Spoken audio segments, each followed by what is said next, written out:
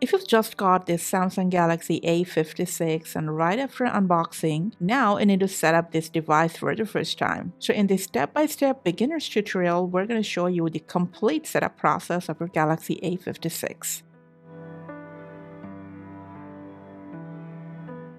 After unboxing, first just press on this power button till the Samsung logo shows up on the screen. Just turn it on.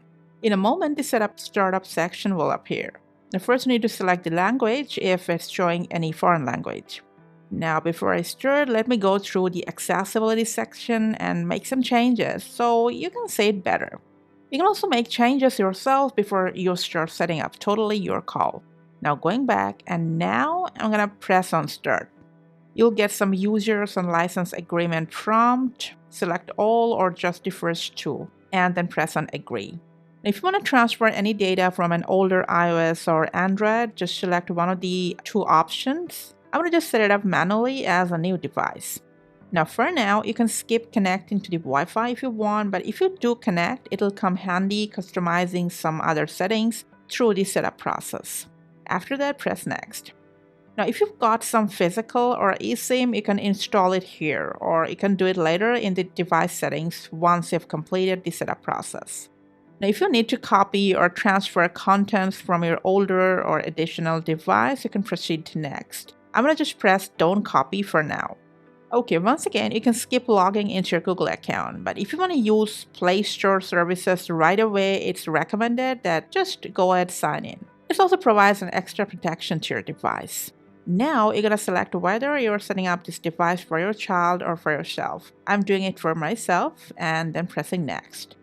If you've logged in with Gmail, you'll get this prompt. Just press on agree to terms and services.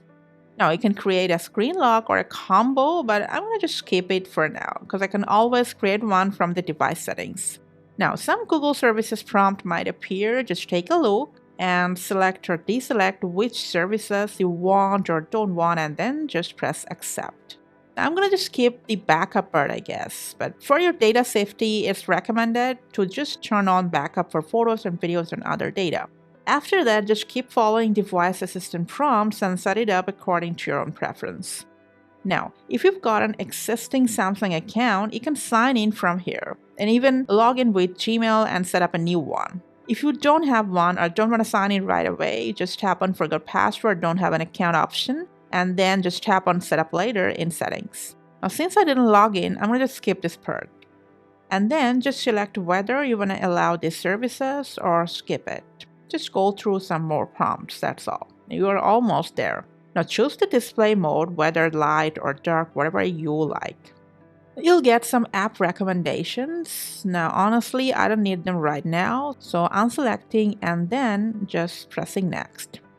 And there it is. The setup is complete. Just go ahead, press home and navigate yourself towards the home screen. As you can see, some apps are still downloading, but don't worry, in a moment they'll finish installing. And that's pretty much how you can properly set up your Galaxy A56. Thanks for watching.